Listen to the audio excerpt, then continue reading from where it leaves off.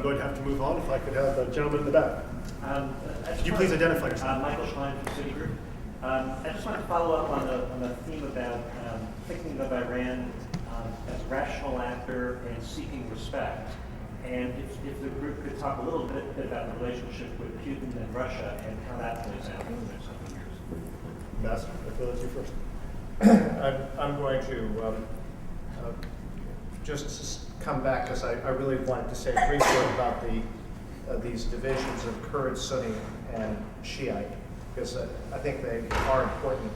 I know of two Kurds in Iraq who are not offended if you call them Iraqi. One of them's the president, and the other's the deputy prime minister. And I think I know of Iraq, and all the rest. If you call them Iraqi, they are personally offended. They won't necessarily say something. So, it seems to me that the failure is not that we use these terms Kurd, Sunni, and Shiite. It's that we use the term Iraqi, or we call Iraq an Arab state, which automatically excludes people who are not Arabs. It's more complicated. The Kurds and the Arabs, of course, is an ethnic division, the cause of it is the Kurdish desire, shared by Palestinians and others, Lithuanians and Croatians, to have their own state. The religious one is much more complicated, not necessarily as clear cut, at least historically. But the other problem is that events shape these divisions, and so where you hear from Iraqi Arabs that we never knew who was Sunni and Shiite in 2002, that doesn't mean it doesn't matter in 2008. That part comes to your point. Now, switching to the Russians. Well, one has to presume that the Russians have also no interest in having Iran with nuclear weapons.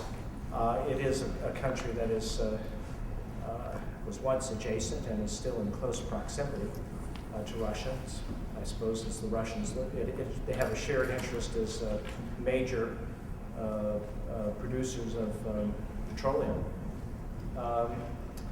And partly by the way in which we've mishandled our relationship with Russia over the last 8 years, the Russians look for opportunities. And some of this is natural that they've emerged from this terrible situation of the 90s, but partly it's because we've treated them with such disrespect that they also then are looking for ways to assert a role different from the United States. I guess I just come back to the word respect, which I mentioned in conjunction with policy with Iran. Respect actually can be a rather cheap commodity in international relations.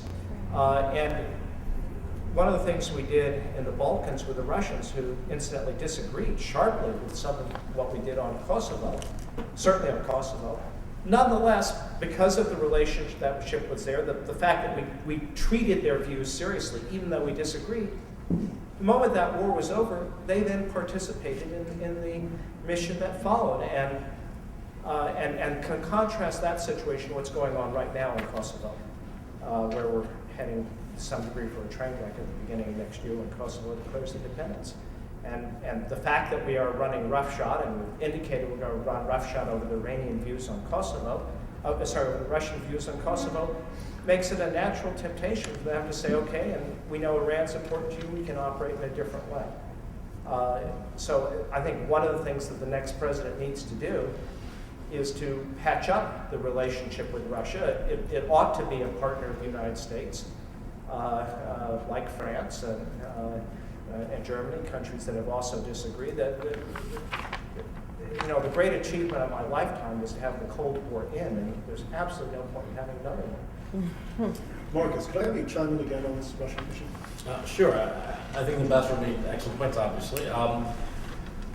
This question of respect, I think it's interesting because, of course, I've not what we're talking about today, but the great, probably the most important strategic relationship the next president will have to deal with in the international scene will be the United States and China. And that's all about respect. I mean, and I think there's a lot greater understanding, I hope there is, I think there is, in American government and American academics about Chinese history and about Chinese perspective than there is about Iranian perspective, for instance. I think there's a longer relationship there, fascination, if you will, even with China. It's interesting, though, because I don't know the answer to this. I think one of the great failures of the administration, which the next president will have to contend with, is, as the ambassador said, this idea that America has run roughshod over everyone. So it's you can't rebuild that trust or respect in us, in America, overnight. I don't think you can do it in one administration. I really don't. I don't know in the case of Vladimir Putin, though, how much of it is the U.S. arrogance in our policies, and how much of it is, kind of, I don't want to say it, I don't want to be fatalistic about it or be deterministic about it and say, oh, there must be a clash, there must be a race between the U.S. and Russia.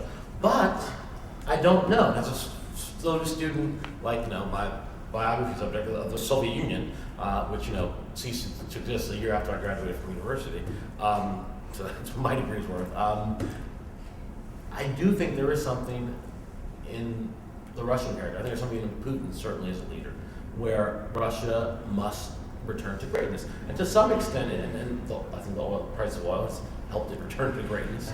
But there is, I think, since it, however, even if a different administration had been here, one had been more like the Clinton administration, for instance, really considered multilateralism and diplomacy more often than this administration, I still don't know if Russia would not have confronted this point in history regardless. This point where this great power was no longer a great power, but now can actually play a role in a world, and as Putin, he had a great speech, it was incredible invective he unleashed, I forget where, but Angela Merkel was there from Germany, John McCain, a bunch of American congressional delegates were there, and Putin basically unleashed against the U.S. and this unipolar world, how dangerous the unipolar world is. Well, in fact, I think it was very much Putin's talent for rhetoric, which showed, in fact, he knew when he was making that speech, it's no longer a unipolar world. He knew it's a multipolar world, and Russia is seeking, I think, on a very realism tenet, to assert itself as one of those poles and to manipulate international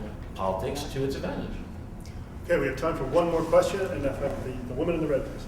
Hi, I'm Lisa Weinman, Senior Fellow with the World Policy Institute, and my specialty has been Cuba, and the parallels here are just astounding. And Cuba's mostly been a mirror into United States society for me and my work, and our politics abroad, and here it's the same thing. But one thing I have learned with Cuba is follow the money. And one thing I haven't really heard here is a discussion of who's leading the drumbeat to military confrontation with Iran. Where are the economic and political interests emanating from here? What's AIPAC's involvement?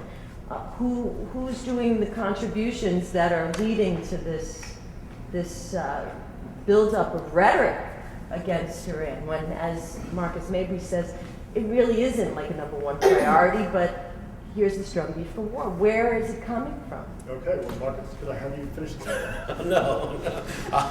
That's my job is international business at the New York Times. There you go. The other problem with it is I'm an international relationist, by background. So I do think there are economic imperatives often at play, but I don't think they're usually as facile as we sometimes make them out to be. I'm much less given to believing in conspiracy theories. I think it's more, not to be overly Marxist, but I think it's more in a large sense about interest of large groups, large populations, not to say classes, that directs this kind of economic imperatives in war, unless they're very, very explicit.